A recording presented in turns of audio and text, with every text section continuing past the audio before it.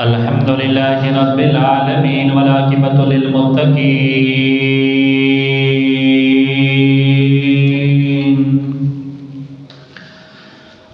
والصلاة والسلام على سيد الأنبياء والمرسلين وعلى آله وأصحابه أجمعين. أما بعد فأعوذ بالله من الشيطان الرجيم. بسم الله الرحمن الرحيم. وإذا مرضت فهو يشفين.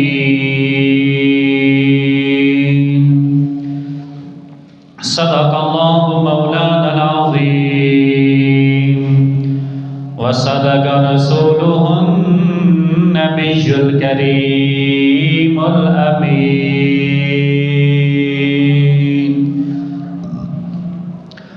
قال الله تبارك وتعالى في شأن حبيبه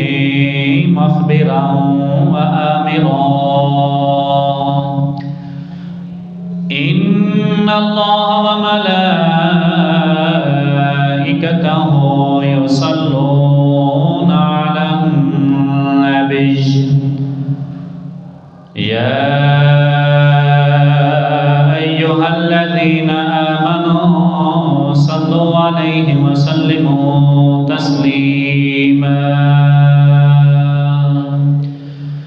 مل کے پڑھیں الصلاۃ والسلام علیک یا سیدی یا رسول اللہ وعلی آلک وصحابک یا سیدی یا حبیب اللہ. الصلاۃ والسلام علیک یا سیدی یا رسول اللہ وعلی صحابك يا سيدي يا حبيب الله.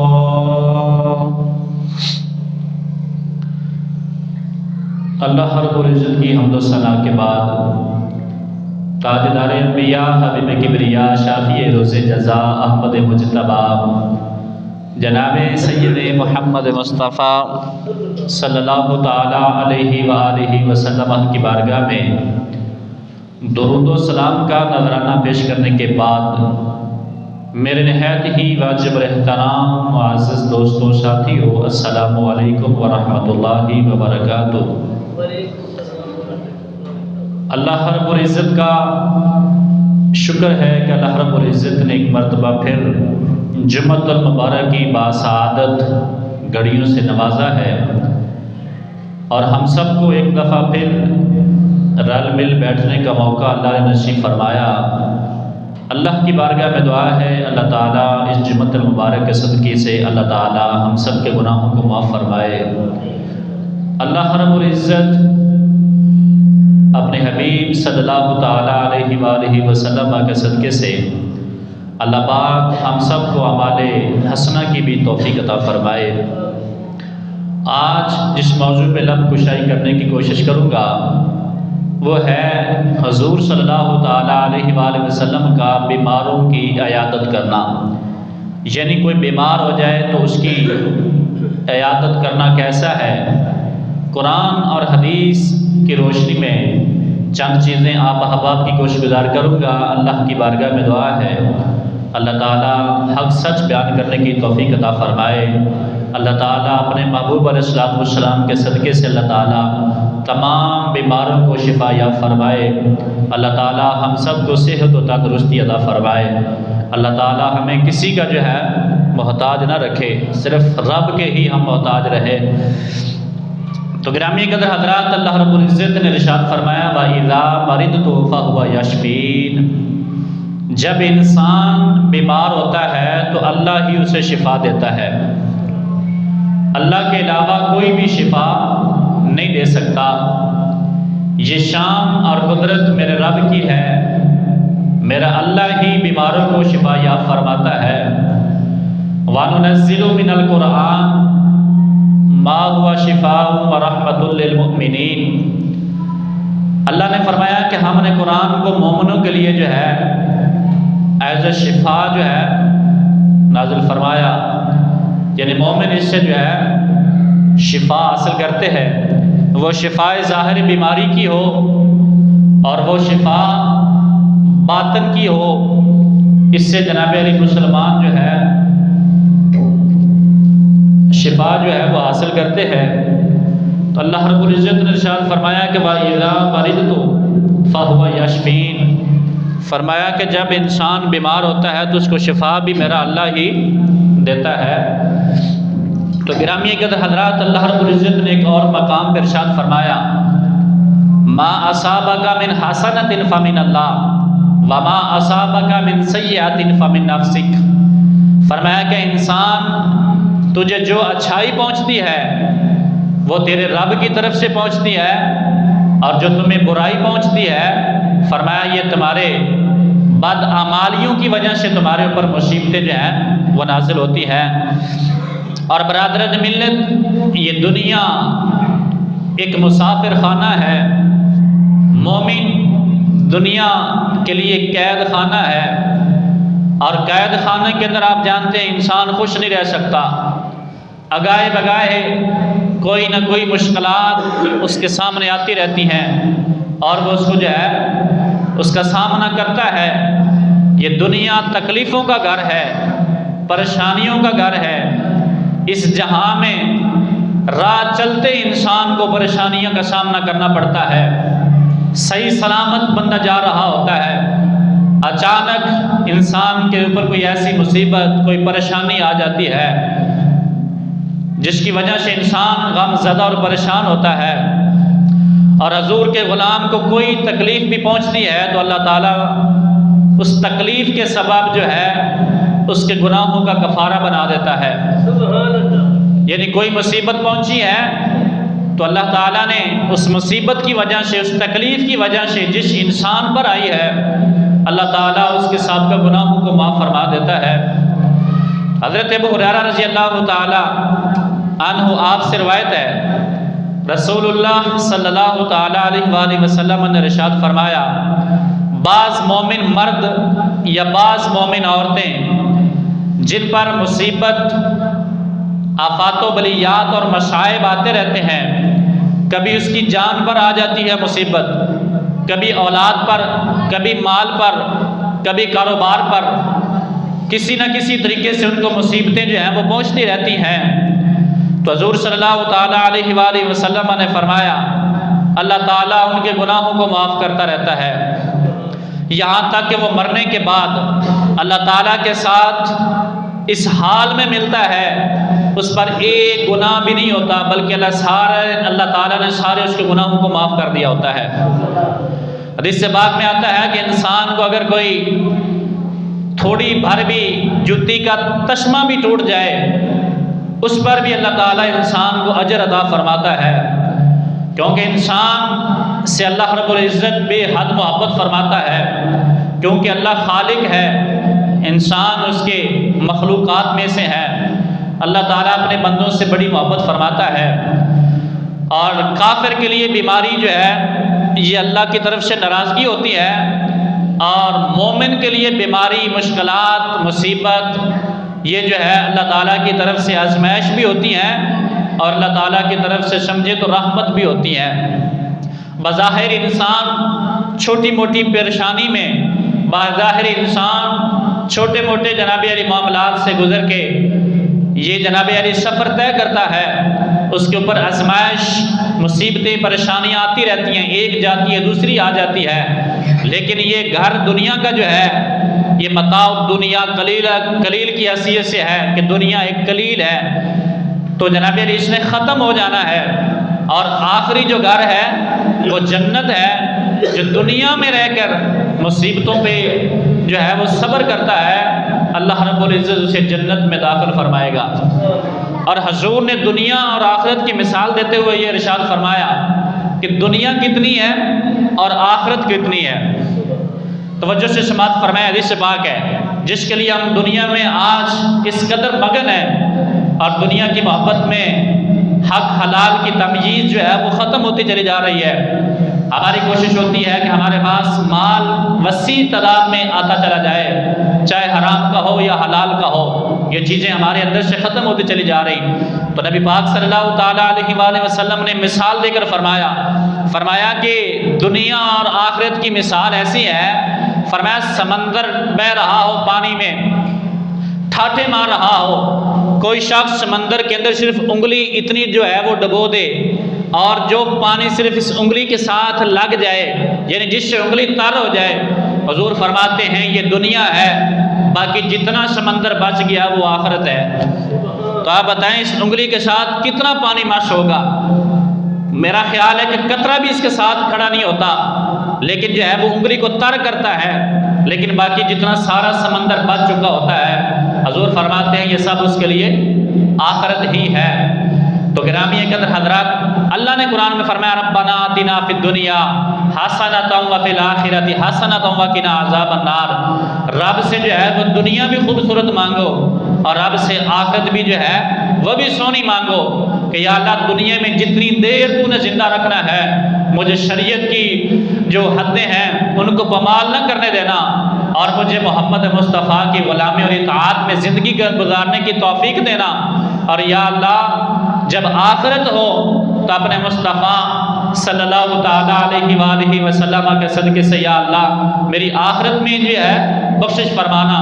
یہ دعا ربنا آتنا فی الدنیا حضور صلی اللہ تعالیٰ علیہ وآلہ وسلم کی امت کے لیے اللہ تعالیٰ نے بطور تحفہ دی ہے۔ اس کے علاوہ یہ آیت پچھلی امتوں میں سے حضرت آدم سے لے کر عیسیٰ تک اس طرح کی آیت نازل نہیں ہوئی، یہ صرف اور صرف اللہ تعالیٰ نے اپنے محبوب کی امت کو یہ تحفہ عطا فرمایا ہے۔ تو گرامی قدر حضرات، کبھی کبھار انسان بیمار ہو جاتا ہے، کبھی کبھار اس کی اولاد بیمار ہو جاتی ہے، کبھی کبھار اس کے مال میں گھاٹا پڑ جاتا ہے، لیکن یہ ساری چیزوں پر جو صبر کرتا ہے اللہ فرماتا ہے وبشر الصابرین، اس سے خوشخبری ہے جنت کی، جو ہے پریشانی اور مصیبتوں پر جو ہے صبر کرتا ہے۔ یہ تمام تکلیفیں جو انسان پر آتی ہیں یہ اس کے گناہوں کا جو ہے وہ کفارہ بن جاتی ہے۔ اس گناہوں کی وجہ سے انسان آلودہ ہو جاتا ہے، بیماری آتی ہے، انسان کو پھر گناہوں سے پاک کر کے چلی جاتی ہے، حتیٰ کہ بندہ جب اس دنیا سے جاتا ہے وہ اس حال میں جاتا ہے کہ وہ گناہوں سے پاک ہوتا ہے، کیونکہ انسان جب دنیا میں آتا ہے تو گناہوں سے پاک ہوتا ہے۔ تو رب تعالیٰ دنیا میں جب انسان کو پاک بھیجتا ہے تو قدرت کی منشا یہی ہے کہ بندہ جب واپس پلٹے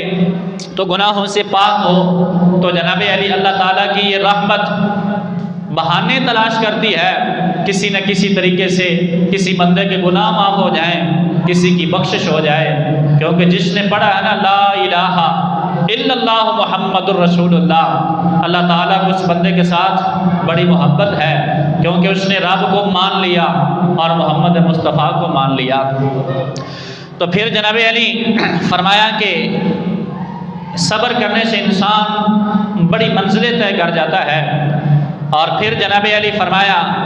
کہ جب انسان مصیبتیں جو ہے وہ برداشت کرتا ہے اور اس کے نامہ اعمال میں جتنے گناہ ہوتے ہیں وہ سارے کے سارے اللہ معاف فرما دیتا ہے۔ جب وہ دنیا سے رخصت ہوتا ہے تو گناہوں سے پاک اور صاف ہوتا ہے، اور قبر اس کا جو ہے وہ جنت کے باغوں میں سے ایک باغ بن چکی ہوتی ہے، اور رب تعالیٰ اس سے انتہائی زیادہ خوش ہوتا ہے۔ حدیث سے پاک سماعت فرمائیں، حضرت ابو ہریرہ رضی اللہ تعالیٰ عنہ آپ فرماتے ہیں میں نے رسول اللہ صلی اللہ تعالیٰ علیہ وآلہ وسلم کو یہ فرماتے ہوئے سنا۔ حضور ارشاد فرما رہے تھے کہ بے شک اللہ تعالیٰ اپنے بندوں کو بیماری میں مبتلا کر دیتا ہے، حتیٰ کہ وہ بیماری جو ہے اس کے ہر گناہ مٹا دیتی ہے۔ یعنی جب بندہ بیمار ہوتا ہے، اس لیے تو حدیث پاک میں آتا ہے نا جب بندہ بیمار ہو اس کے پاس بیٹھ کر دعا کرایا کریں، کیونکہ بیمار بندہ جو ہے وہ رب کے بڑا قریب ہوتا ہے، اور جب وہ دعا کرتا ہے رب اس کی دعا کو قبول بھی کرتا ہے۔ اور حضور فرماتے ہیں جس نے بیماری کی حالت میں جناب علی شکر کیا اور بیماری کی حالت میں اپنے آپ کو صبر پر رکھا، اللہ تعالیٰ اس کے گناہوں کو معاف فرما دیتا ہے۔ اور جناب اہل مصیبت کے اجر کو دیکھ کر جو ہے عافیت والے لوگ تمنا کریں گے. یعنی آج لوگ جو مصیبت میں ہیں، پریشان ہیں، دکھوں میں ہیں، مصیبتوں میں ہیں، کل قیامت کا دن جب ہوگا، جو آج لوگ عافیت کے ساتھ ہیں انہیں کوئی غم نہیں ہے، کوئی غمی نہیں ہے، کوئی جناب پریشانی نہیں ہے، کوئی بیماری نہیں ہے، کوئی مصیبت نہیں ہے، الخیر وہ بڑی سونے طریقے سے زندگی بسر کر رہے ہیں. لیکن وہ اللہ کے پیارے جو آج دنیا میں پریشان ہیں، جو آج دنیا میں غم زدہ ہیں، جب رب کل قیامت کا دن ان سے محبت فرمائے گا، اور یہ جو لوگ آج دنیا میں عیش و عشرت کے ساتھ زندگی بسر کر رہے ہیں، یہ دیکھ کر یہ کہیں گے اور تمنا کریں گے کاش کہ ہمارے جسموں کو کینچی کے ساتھ دنیا میں کاٹ دیا ہوتا. لیکن آج جو رب ان سے محبت فرما رہا ہے وہ رب ہمارے ساتھ محبت فرماتا. تو گرامی قدر حضرات، انسان کو کوئی بھی تکلیف اور مصیبت پہنچتی ہے تو رب تعالیٰ کی طرف سے جناب علی اس کے اوپر رحمتیں جو ہیں وہ نازل ہو رہی ہوتی ہیں، حتیٰ کہ اس کے گناہ جو ہیں وہ معاف کیے جا رہے ہوتے ہیں. اور قیامت کے دن ان بندوں کو دنیا میں مصائب و علامات جن کو پہنچی ہیں، اور وہ قیامت کے دن جناب اللہ تعالیٰ کی رحمت میں ہوں گے، رب تعالیٰ ان سے جو ہے پیار فرمائے گا. یہ دنیا اور اس کی مصیبتیں اور تکلیفیں جو ہیں یہ تو عام ہیں، یہ تو جناب علی ختم ہو جائیں گی، لیکن ان کے بدلے میں جو اجر ملے گا فرمایا کہ وہ دائمی ہے، وہ جنت کا اجر ہے. دنیا ختم ہونے والی ہے اور جو جنت ہے یہ ختم ہونے والی نہیں ہے. اور حضور صلی اللہ تعالیٰ علیہ وآلہ وسلم نے ارشاد فرمایا کہ بیمار کی عیادت کرو، اور جناب علی جنازہ پڑھو، اور روزہ رکھو، اور مسکین کو جو ہے وہ کھانا کھلاؤ، اور پھر اللہ کی یاد میں لگ جاؤ. اس طرح تمہاری آخرت جو ہے وہ سنور جاتی ہے. تو گرامی قدر حضرات، یہ تھوڑی سی چیزیں اگر انسان اپنی زندگی کے اندر ان کو جو ہے وہ معمول بنا لیتا ہے تو رب تعالیٰ جو ہے انسان کے گناہوں کو معاف فرماتا ہے، اور وہ بندہ جو ہے رب تعالیٰ کے قریب ہوتا چلا جاتا ہے، جس کی وجہ سے بندہ جو ہے وہ دنیا سے اس حال میں جاتا ہے کہ اس کے سارے گناہ جو ہیں رب معاف فرماتا ہے. اور پھر جناب علی حضرت علی المرتضیٰ شیر خدا رضی اللہ تعالیٰ عنہ اس حدیث کے راوی ہیں. آپ فرماتے ہیں میں نے رسول اللہ صلی اللہ تعالیٰ علیہ وآلہ وسلم کو ارشاد فرماتے ہوئے سنا، جو مسلمان اپنے مسلمان بھائی کی دن کو عیادت کے لیے جاتا ہے، یعنی صبح اٹھا، اس کو پتہ چلا کہ میرا کوئی عزیز، میرا کوئی بھائی مسلمان بیمار ہے، تو وہ جناب علی عیادت کے لیے چلا گیا، اور جناب علی وہاں پہنچا تو صبح سے لے کر شام تک 70,000 فرشتے اس کے لیے دعا کرتے رہتے ہیں. صبح سے لے کر شام تک 70,000 فرشتے اس کے لیے جو ہے دعا کرتے ہیں. اور پھر جب شام کو جاتا ہے، شام سے لے کر صبح تک پھر 70,000 فرشتے اس کے لیے جو ہے وہ دعا کرتے رہتے ہیں. حتیٰ کہ وہ کیا کرنے جا رہا ہے، کسی اپنے بھائی کی عیادت کرنے جا رہا ہے، اس کا حال پوچھنے جا رہا ہے، لیکن اللہ تعالیٰ اتنا خوش ہوتا ہے کہ جناب علی 1,40,000 فرشتوں کی ڈیوٹی لگا دیتا ہے. فرمایا تم نے میرے بندے کی بخشش کی دعا کرنی ہے. اور پھر اللہ تعالیٰ کے 70,000 فرشتے اس کے لیے جو ہے وہ دعا کرتے ہیں. اس سے اللہ ہی جانتا ہے کہ کس قدر اللہ انسان کے گناہ معاف فرما دیتا ہے، اور کس قدر انسان کے نامہ اعمال میں اللہ نیکیوں کا اضافہ کر دیتا ہے. اور یہ بھی اللہ تعالیٰ ہی جانتا ہے. اور اس انسان کے لیے کتنی خوش قسمتی کی بات ہے کہ فرشتے جو ہیں وہ اس کے لیے دعا کرتے ہیں. جو گناہوں سے پاک ہیں، معصوم ہیں، وہ اللہ تعالیٰ کے فرشتے ہیں، اور اس انسان گناہگار کے لیے جو ہے وہ دعا کر رہے ہوتے ہیں. حتیٰ کہ جناب علی ہم لوگ اس وجہ سے کسی کا حال نہیں پوچھتے کہ جب میں بیمار تھا مجھے تو کوئی پوچھنے نہیں آیا، تو میں اب اس کو پوچھنے کیوں جاؤں. دیکھیں، ایک ہے دنیا، ایک ہے آخرت. دنیا میں اس کا معمول تھا، وہ پوچھنے نہیں آیا، اس کا عمل اس کے ساتھ ہے. لیکن مسلمان کے اوپر کچھ حقوق بھی ہیں. ان میں سے مسلمان کا دوسرے مسلمان پر حق یہ بھی ہے جب تمہارا مسلمان بھائی بیمار ہو جائے تم اس کی جا کے عیادت کیا کرو. وہ تمہیں پوچھنے نہیں آیا، اس کی مرضی ہے، لیکن میں نے فضیلت آپ کو سنائی ہے کہ رب تعالیٰ کس قدر پھر اس انسان کو جو ہے وہ نوازتا ہے کہ یعنی 1,40,000 فرشتے جو ہے اس بندے کی جناب بخشش کے لیے دعا کرتے ہیں. یہ اللہ تعالیٰ ان کو لگا دیتا ہے کہ تم نے یہ دعا کرنی ہے. تو نامہ اعمال میں جو ہے اس کا اضافہ ہوتا رہتا ہے. آپ دنیا کو نہ دیکھیں، کوئی بات نہیں، آپ کو پوچھنے نہیں آیا، آپ قرآن اور حدیث اور مصطفیٰ کے عمل کو سمجھ لیں کہ میں تو شریعت کی جو ہے وہ پاسداری کر رہا ہوں، میں اس پر عمل کر رہا ہوں، وہ نہیں آیا اس کی ذمہ داری ہے، وہ نہیں آیا، لیکن میں مسلمان ہونے کے ناطے میرے اوپر اس کا حق ہے، میں جا کر اس کو پوچھ کے آ گیا ہوں۔ جب انسان کے دل کے اندر یہ دکھلاوا اور ریاکاری ہوتی ہے کہ میں جاؤں گا وہ مجھے دیکھے گا کہ مشکل وقت میں یہ میرے سامنے آیا، اب اس کے اوپر مشکل وقت ہے تو وہ میرے سامنے آ گیا، تو یہ ریاکاری جو ہے یہ شرک ہوتا ہے اور اس کا فائدہ انسان کو نہیں ملتا، انسان کے الٹا گناہ جو ہیں وہ برباد ہو جاتے ہیں۔ مخلص بندے کو جو ہے اللہ تعالیٰ کی رضا حاصل ہوتی ہے، اور مخلص بندے کو جو ہے اللہ تعالیٰ پھر نیکیاں بھی عطا فرماتا ہے۔ تو گرامی قدر حضرات، اللہ ارشاد فرماتا ہے انما المؤمنون اخوہ، فرمایا بے شک مومن بھائی بھائی ہیں۔ حضور صلی اللہ تعالیٰ علیہ وسلم فرماتے ہیں مومنین کی آپس میں رحم دلی اور دوستی کے لحاظ سے مثال ایسے ہے جیسے حضور فرماتے ہیں یہ دونوں ہاتھ ہیں، ان دونوں ہاتھوں کی انگلیاں آپس میں ایسے مشق کر لی جائیں تو دونوں ہاتھ ایک ہاتھ بن جاتے ہیں۔ حضور فرماتے ہیں مومن آپس میں ایسے ایسے ہیں، کسی ایک مسلمان کو تکلیف ہو تو دوسرا مسلمان اس کے ساتھ کھڑا ہو، اور ایسے جیسے ایک جسم ہو۔ اور پھر حضور نے دوسری مثال دے کر ارشاد فرمایا جس طرح دیوار بنی ہوتی ہے، ایک ردے کے ساتھ دوسرا ردہ لگا ہوتا ہے، اور ایسے جناب دیوار مضبوط ہوتی چلی جاتی ہے۔ اگر ردے کے ساتھ ردہ نہ ملے، صرف جناب ویسے اینٹیں جوڑ دی جائیں تو عمارت کبھی بھی کامیاب نہیں ہوتی۔ وہ ردے کے ساتھ جب ردہ جڑتا ہے تو پھر ایسے ہوتا ہے کہ عمارت جو ہے وہ کامیاب ہوتی چلی جاتی ہے۔ تو حضور فرماتے ہیں جب مومن آپس میں ایسے رہیں گے تو پھر ان کو کوئی بھی دنیا کی مشکل اور دنیا کی کوئی بھی مصیبت ان کو نہیں پہنچ سکتی، لیکن جب یہ آپس میں علیحدہ علیحدہ ہو جائیں گے تو پھر حال وہ ہوگا جو آج ہمارے سامنے ہے۔ آج دنیا میں کتنے لوگ مسلمان ہیں لیکن اس کے باوجود بھی جو ہے اسلام جو ہے وہ مغلوب ہوتا چلا جا رہا ہے، اور جناب علی ہمارے اوپر کیسے کیسے جناب علی جو ہے یہود و نصارہ کے غلام اور جناب علی ہمارے اوپر مسلط کیے جا رہے ہیں، اور ہمارے ضمیر جو ہے وہ مردہ ہو چکے ہیں۔ اور حضرت ابو ہریرہ رضی اللہ تعالیٰ عنہ فرماتے ہیں حضور نے ارشاد فرمایا جس نے کسی مریض کی عیادت کی اور آسمان سے ندا دینے والا ندا دیتا ہے اے مریض کی عیادت کرنے والے، اے مریض کا حال پوچھنے والے، تمہیں مبارک ہو، تمہیں مبارک ہو، تم نے اس بیمار کی تیمارداری کی ہے، اس کے بدلے اللہ تعالیٰ نے تمہیں جنت میں ایک گھر عطا فرمایا ہے۔ یعنی آپ کسی کا حال پوچھنے گئے اور راستے میں ہی جناب علی فرشتہ ندا دیتا ہے اے حال پوچھنے والے تمہیں مبارک ہو،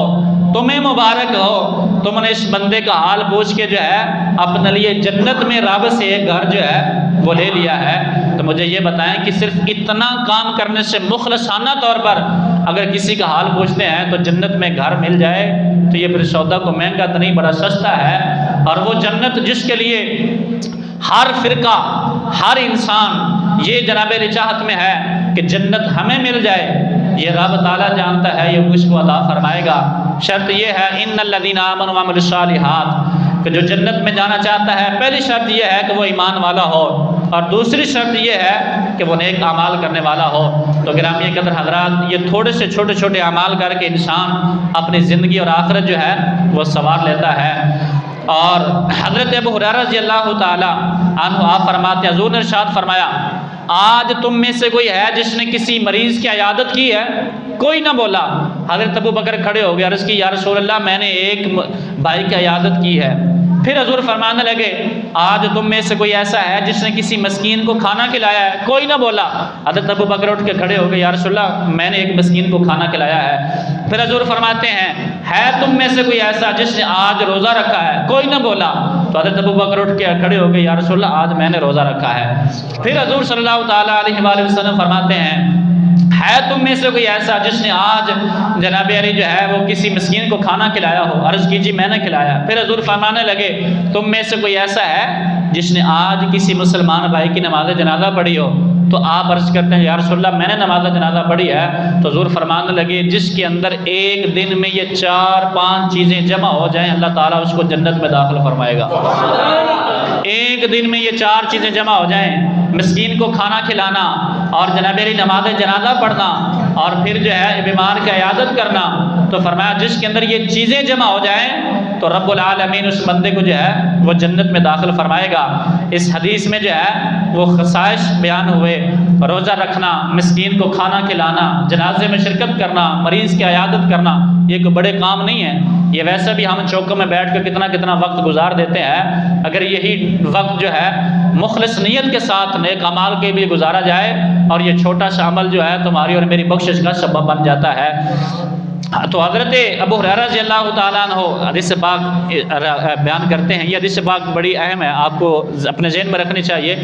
کہ ایک طرف دنیا اور لوگوں کی باتیں ہوں اور دوسری جانب جو ہے اپنے رب کا اپنے ساتھ جو ہے تعلق دیکھیں۔ حضرت ابو ہریرہ رضی اللہ تعالیٰ عنہ اس حدیث کے راوی ہیں، آپ فرماتے ہیں بے شک اللہ قیامت کے دن فرمائے گا، اے ابن آدم میں بیمار ہوا تو نے میرا حال ہی نہیں پوچھا۔ یہ رب انسان سے فرمائے گا اپنے بندے سے کہ اے انسان گناہ گار ہے، جب میں دنیا میں بیمار ہوا تو نے میرا حال ہی نہیں پوچھا۔ اور وہ جناب عرض کرے گا اے میرے رب العالمین تو بیماری سے پاک ہے اور میں تیری دمارداری کیسے کرتا اور تو کہاں میں کہاں؟ تو رب العالمین ارشاد فرمائے گا کیا تجھے علم نہیں تھا تیرے محلے میں تیرا رشتہ دار تیرا ہمسایہ وہ آدمی بیمار تھا، اگر تو اس کے پاس جاتا اس کا حال پوچھنے کے لیے تو میں تمہیں ضرور وہاں ملتا۔ پھر اللہ تعالیٰ فرمائے گا انسان میں تمہارے سامنے بھوکا رہا تو نے مجھے کھانا نہیں کھلایا۔ بندہ عرض کرے کہ باری تعالیٰ تو کھانے پینے سے پاک ہے، میں تمہیں کیسے کھانا کھلاتا؟ تو رب تعالیٰ فرمائے گا تیرے محلے میں تیرے دائیں بائیں وہ فلاں شخص جو ہے بھوکا نہیں رہا، اگر تم اس کو کھانا کھلاتے تو میں ضرور تمہیں وہاں ملتا۔ پھر رب فرمائے گا میں تمہارے سامنے پیاسا رہا تو نے مجھے پانی نہیں پلایا۔ تو بندہ عرض کرے گا باری تعالیٰ تو پینے سے پاک ہے، میں تمہیں پانی کیسے پلاتا، میں یہاں اور تو وہاں۔ تو رب تعالیٰ فرماتا ہے کہ تیرے محلے میں جو بیمار تھا جو جناب پیاسا تھا تو اس کو پانی پلا دیتا تو ایسا ہوتا ہے کہ جیسے تو نے رب کو پانی پلایا ہے۔ حالانکہ چھوٹا چھوٹا جو ہے عمل ہے اور جناب علی رب العالمین اللہ تعالیٰ فرمائے گا میرے فلاں بندے نے تجھ سے پانی مانگا تھا تو نے پانی نہیں دیا، میرے فلاں بندے نے تم سے کھانا مانگا تھا تو نے کھانا نہیں دیا، کیونکہ جناب علی اس وقت تو اپنی آکڑ اور انا میں تھا کہ مجھے اس نے نہیں دیا۔ بندہ اپنے اندر غور کر کے دیکھے تو صحیح، اگر انسان ایک بار ہمیں واپس پلٹ دیتا ہے اور دوبارہ وہ ہمارے پاس آئے ہمارے ذہن میں وہ ہوتا ہے کہ اس نے مجھے واپس خالی لٹایا تھا، آج میں نے اس کو چیز نہیں دینی، بندہ آنکھیں باندھ کر کے صرف اپنے گریبان کے اندر یہ جاتی مار کے دیکھے تو صحیح میں اپنے رب کی کتنی نافرمانیاں کرتا ہوں، پھر بھی جب رب کی بارگاہ میں ہاتھ اٹھاتا ہوں میرا رب پھر بھی اپنی رحمت سے میری جھولیوں کو بھر دیتا ہے۔ لیکن جو ہے رب تعالیٰ کی رحمت جو ہے وہ جناب بخشش کا جو ہے طریقہ تلاش کرتی ہے، اور حضور صلی اللہ تعالیٰ علیہ وآلہ وسلم خود لوگوں کی جا کر جو ہے تیمارداری کرتے تھے۔ ایک نوجوان لڑکا تھا حضور صلی اللہ تعالیٰ علیہ وآلہ وسلم کی خدمت کیا کرتا تھا، وہ یہودی تھا۔ کچھ دن گزرے تو حضور نے فرمایا کہ وہ نظر نہیں آ رہا، صحابہ نے عرض کی یا رسول اللہ لگتا ہے کہ وہ بیمار ہے،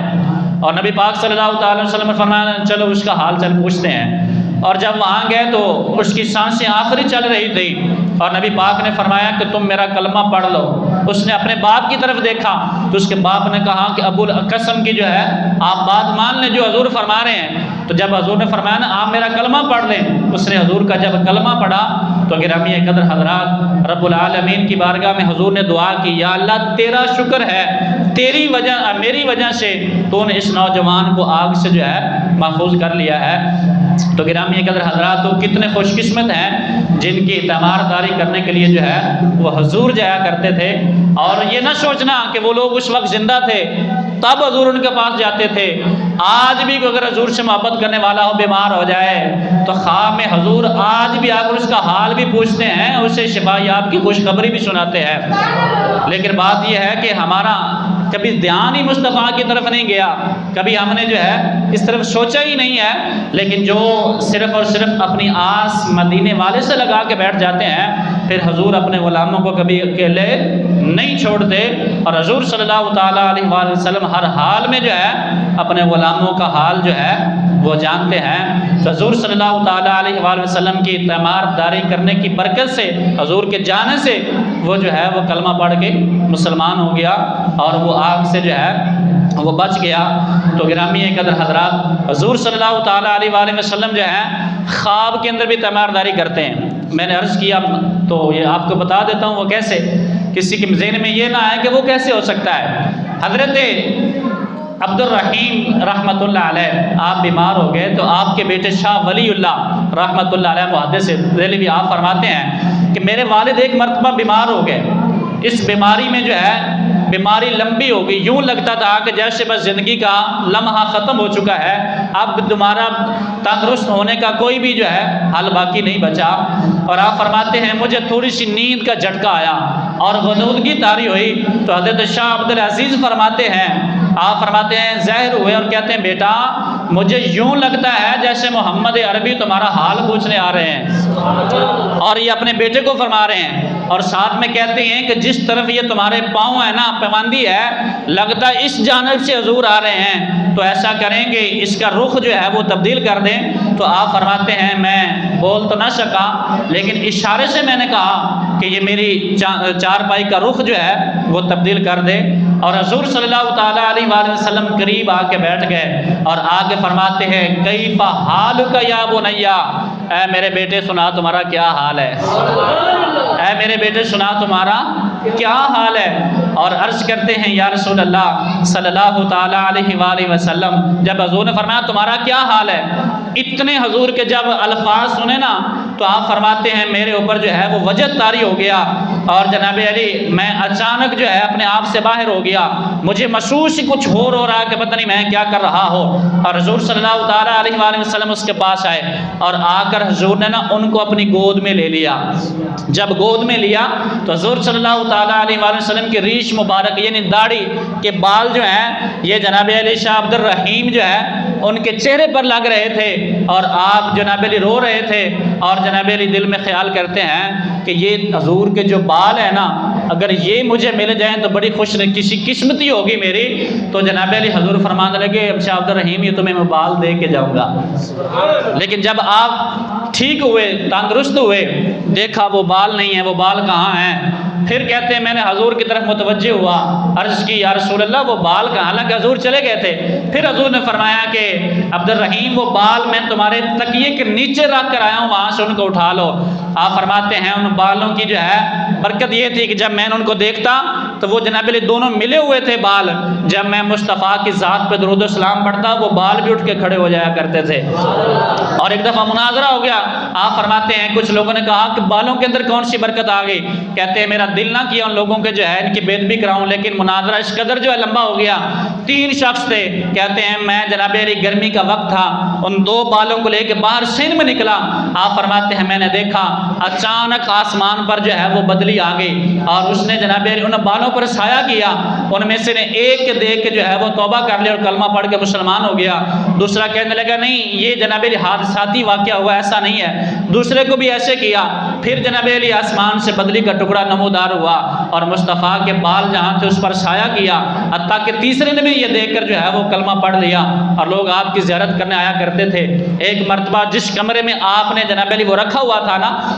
بال مبارک تو اس کو تالا لگایا ہوا تھا، لوگ زیارت کے لیے آئے اور تالا کھولنے لگے اور جناب علی تالا نہ کھولا، آپ دیکھ کے حیران رہ گئے کہ آج ایسی کیا وجہ ہے، ہمارے اندر کوئی کمی ہے، کہیں ایسا تو نہیں کوئی بندہ جنبی تو نہیں آ گیا جو محمد مصطفیٰ کے بالوں کی زیارت کرنے کے لیے آیا ہے۔ آپ نے کہا کہ اگر سب کو کہوں گا تو لوگ کہیں گے کہ جناب علی ہمارا راز فاش کیا ہے۔ آپ فرمانے لگے ہم ایسا کرتے ہیں پہلے سارے غسل کر کے آتے ہیں پھر محمد مصطفیٰ کے بالوں کی زیارت کرتے ہیں۔ تو گرامی قدر حضرات وہ سارے جب غسل کر کے آئے تو پھر کفن تالا بھی کھل گیا اور محمد مصطفیٰ کی بالوں کی انہوں نے زیارت بھی کر لی۔ تو گرامی قدر حضرات حضور صلی اللہ تعالیٰ علیہ وآلہ وسلم اپنے غلاموں سے محبت بھی فرماتے ہیں اور جو بندہ یاد کرے پھر ان کی یاد دہانی کے لیے حضور ان کے پاس بھی آتے ہیں۔ امام بصیری علیہ الرحمہ آپ گلی سے گزر رہے تھے، کسی نے پوچھا بصیری شرف الدین یہ تو بتاؤ کیا تمہیں کبھی محمد عربی کا دیدار ہوا ہے؟ کہتے ہیں جی نہیں ہوا۔ کہتے ہیں میں رات جب سونے لگا تو میرے دل کے اندر یہ بات چل رہی تھی کہ یار اگر اس نے یہ جو ہے شمع جلا دی ہے دیدار والی تو کبھی ایسا نہ ہو محمد مصطفیٰ کا دیدار ہو جائے۔ اور جناب علی یہی سوچتے سوچتے سو گئے، جب آنکھ لگی تو نصیب جاگ اٹھے اور حضور صلی اللہ تعالیٰ علیہ وآلہ وسلم جو ہے آپ کو دیدار کرایا۔ جب دیدار کرایا نا تو پھر حضور جب چلے گئے تو پھر دل کے اندر خیال آیا کہ حضور نے مجھے دیدار کرایا ہے تو حضور کے نام پہ کوئی قصیدہ ایسا نہ لکھ دوں جس میں مصطفیٰ کی شان بیان ہو۔ پھر آپ نے قصیدہ لکھا مولا یصلی وسلم دائما ابدا علی حبیبی کا خیر الخلق کلہم۔ تو گرامی قدر حضرت جب لکھا پھر اس کے بعد پھر بیمار ہو گئے، فالج ہو گیا، کہتے ہیں کہ اب چانس نہیں ہے بچنے کے اور میرا جسم مفلوج ہو چکا ہے، حرکت بھی نہیں کرتا۔ لیکن ایک رات کو میں سویا ہوا تھا، میرے دل کے اندر خیال آیا اور جس کے میں نے قصیدے لکھے ایک مرتبہ اس کی بارگاہ میں گزارش نہ کر لو، ہو سکتا ہے کرم ہو جائے۔ اور حضور صلی اللہ تعالیٰ علیہ وآلہ وسلم کو یاد کیا تو حضور صلی اللہ علیہ وسلم پھر خواب میں تشریف لائے اور آ کر جو ہے امام بصیری علیہ رحمہ آپ کے جناب علی جسم پر حضور نے اپنا ید اللہ والا ہاتھ بھی پھیرا اور فرمایا تمہیں مبارک ہو، رب تعالیٰ نے تمہیں شفا یاب فرمایا ہے۔ اور اس کے ساتھ ساتھ امام بصیری علیہ رحمہ عاشق جو ہوتے ہیں نا وہ حضور کی ہر اس چیز سے محبت کرتے ہیں جس چیز کی نسبت رسول اللہ کے ساتھ ہے، تو کہتے دل میں سوچتے ہیں کہ یہ جو چادر حضور کے پاس ہے یہ اگر مجھے مل جائے تو بڑی اچھی بات ہے۔ تو جناب علی حضور جب جانے لگے تو امام بصیری کو اپنی چادر بھی دے کر جو ہے دے کر گئے تھے۔ تو گرامی قدر حضرات حضور تو اپنے غلاموں کے پاس آ جاتے ہیں لیکن ہم دور ہیں، ہم دنیا میں غمن ہو چکے ہیں، غمگین ہو چکے ہیں، ہمیں پتہ ہی نہیں ہے آج بھی جو مصطفیٰ سے محبت کرتے ہیں آپ کے اور میرے بلانے کی دیر ہے۔ امام جلال الدین سیوطی رحمۃ اللہ علیہ وہ ہیں جنہوں نے اپنی زندگی میں 72 مرتبہ مصطفیٰ کو جاگتے ہوئے دیکھا۔ خواجہ غلام فرید کوٹ مٹھن رحمۃ اللہ علیہ آپ فرماتے ہیں ایک دن میں اپنے گھر میں تھا تو میرے جناب میرے دل میں یہ بات چل رہی تھی آج ایسا نہ ہو جائے کہ محمد مصطفیٰ کا دیدار ہو جائے۔ تو آپ شاعر بھی تھے، آپ صوفی باصفا بھی تھے، تصوف بھی جانتے تھے۔ کہتے ہیں میں نا حضور صلی اللہ تعالیٰ علیہ وآلہ وسلم کی یاد میں جو ہے وہ کچھ نعتیں پڑھ رہا تھا تو جناب علی میرا دل ایسا کر رہا تھا کہ لگتا ہے حضور آج تشریف لائیں گے۔ آپ نے وہ نعت پڑھی، اگر ہم بھی نعت پڑھ لیں ہو سکتا ہے حضور ہمارے خواب میں بھی آ جائے، ہے تو وجہ تو پڑھ لے۔ آپ فرماتے ہیں آمیں ڈڈولا کرا بیٹھ زاری، آمیں ڈڈولا کرا بیٹھ زاری، میں مکدی مکاوا، میں مکدی مکاوا، تو جتیوں میں ہاری، آمیں ڈڈولا کرا بیٹھ زاری۔ آپ فرماتے ہیں میں نے جب مصطفیٰ کی بارگاہ میں اتنے اشعار پڑھے نا کہتے ہیں خدا کی قسم سامنے سے مصطفیٰ آ گئے۔ آج بھی کوئی مصطفیٰ کو جناب علی پکارنے والا ہو تو پھر حضور صلی اللہ تعالیٰ علیہ وآلہ وسلم غلاموں کو کبھی خالی واپس نہیں بھیجتے۔ یہ آپ اور میری طرف سے دیر ہے، مدینے والے سے کوئی دیر نہیں ہے۔ تو آپ پڑھا کریں سنا ہے آپ ہر عاشق کے گھر تشریف لاتے ہیں، سنا ہے آپ ہر عاشق کے گھر تشریف لاتے ہیں، میرے گھر بھی ہو جائے چراغا یا رسول اللہ۔ رات کو سونے کے وقت یہ چیزیں یہ اشعار یا مصطفیٰ کی بارگاہ میں پڑھ کے سویا کرے، ہو سکتا ہے کبھی آنکھ لگ جائے اور قسمت کی آنکھ جو ہے وہ کھل جائے اور محمد عربی کا دیدار ہو جائے۔ اور اگلی حدیث پاک سماعت فرمائیں، حضور فرماتے ہیں جس نے خواب میں مجھے دیکھا حقیقتاً اس نے مجھے ہی دیکھا۔ فرمایا شیطان میری صورت میں جو ہے کبھی نہیں بن سکتا، بعض جو ہے وہ خیالاتی خواب ہوتے ہیں بعض جو ہیں وہ وسوسے والے ہوتے ہیں، بعض شیطانی خواب ہوتے ہیں۔ حضور فرماتے ہیں جس نے مجھے دیکھا اس نے مجھے ہی دیکھا، شیطان میری صورت میں جو ہے وہ نہیں آ سکتا۔ اور وہ بڑے خوش نصیب لوگ ہیں جو محمد مصطفیٰ صلی اللہ تعالیٰ علیہ وآلہ وسلم کے ساتھ محبت فرماتے ہیں، اور پھر حضور صلی اللہ تعالیٰ علیہ وآلہ وسلم ان کو اپنا دیدار کرواتے ہیں۔ یہ بڑی خوش قسمتی ہے ان لوگوں کی جن کو مصطفیٰ آ کر جو ہے دیدار کراتے ہیں۔ تو گرامی قدر حضرات، تو بات چل رہی تھی تیمارداری کے لحاظ سے، تو حضور صلی اللہ تعالیٰ علیہ وآلہ وسلم خود جا کر جو ہے لوگوں کی تیمارداری کیا کرتے تھے، اور اس سے ہمیں بھی یہ سبق ملتا ہے اگر ہمارے معاشرے میں کوئی مسلمان بیمار ہو جائے تو پھر اس کی جو ہے وہ تیمارداری کرنی چاہیے۔ اگر آپ کے پاس کوئی ایسا ٹوٹکا ہے یا ایسا کوئی جناب آپ کے پاس کسی بیماری کا علاج ہے تو پھر آپ ضرور بتائیں، ہو سکتا ہے اپنے آپ کے بتانے کی برکت سے اللہ تعالیٰ اس کو شفا یاب فرمائے۔ اللہ قرآن میں فرماتا ہے جس نے کسی ایک مومن کی، کسی ایک انسان کی جان کو بچایا، گویا وہ ایسا ہے کہ جیسے اس نے پوری انسانیت کو بچا لیا۔ اور جس نے کسی ایک انسان کو قتل کیا، کسی ایک انسان کو قتل کرنے میں ملوث ہو گیا، سازش بتائی کہ ایسے کرو گے تو ہو جائے گا، تو حضور فرماتے ہیں اس نے ایسا کیا کہ جیسے ساری انسانیت کو ہی قتل کر دیا۔ تو گرامی قدر حضرات، ہم مومن ہیں تو ہمارے درمیان جو ہے محبت ہونی چاہیے، مودت ہونی چاہیے، ایک دوسرے کا غم جو ہے ہمیں ہونا چاہیے کہ اگر ایک بھائی مشکل وقت میں ہے اس کے ساتھ کھڑے ہونا چاہیے۔ یہ شب برات کی رات آ رہی ہے، اس رات سارے ہمارے نامہ اعمال جو ہیں وہ رب کی بارگاہ میں پیش کیے جاتے ہیں کہ فلاں بندے نے اس سال اتنی نیکیاں کی ہیں، فلاں بندے نے اتنے گناہ کیے ہیں۔ تو گرامی قدر حضرات، آج کیوں نہ ہو جس سے ہم ناراض ہیں یا ہم سے کوئی ناراض ہے اس سے جا کر جو ہے وہ معافی مانگ لیں۔ اور اس پر حدیث پاک سنیں، حضور فرماتے ہیں جو بندہ معافی مانگتا ہے اس کی عزت کم نہیں ہوتی بلکہ اس کی عزت مزید جو ہے وہ بڑھتی ہے،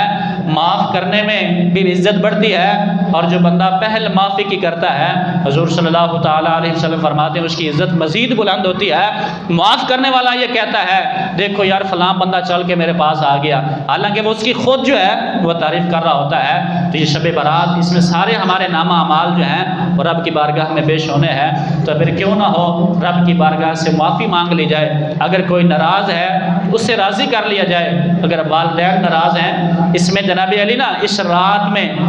4 شخصوں کے علاوہ اللہ سارے کی بخشش فرما دیتا ہے۔ ان میں سے کچھ ایسے ہیں جو ہمیشہ شراب پینے والا ہے، اللہ اس کی بخشش نہیں فرماتا۔ جو والدین کا نافرمان ہے اللہ اس کی بھی بخشش نہیں فرماتا۔ اور جو خاندان میں ایک بڑا ہوتا ہے نا، جو مشہور ہوتا ہے رشتوں کو توڑنے کے حوالے سے، حضور فرماتے ہیں جو رشتوں کو توڑنے کی بات کرتا ہے اور جناب علی پوری فیملی میں جو ہے وہ ایک فتنہ ہوتا ہے، حضور فرماتے ہیں اللہ اس کی بھی بخشش نہیں فرماتا۔ اس کے علاوہ اللہ تعالیٰ ساروں کو جو ہے معاف فرماتا ہے اور ساروں کی بخشش فرماتا ہے۔ تو گرامی قدر حضرات، زندگی کا پتہ نہیں کس لمحہ کس موڑ پہ جو ہے وہ ختم ہو جائے۔ اگر کوئی ناراض ہے تو اس سے معافی مانگ لینا چاہیے۔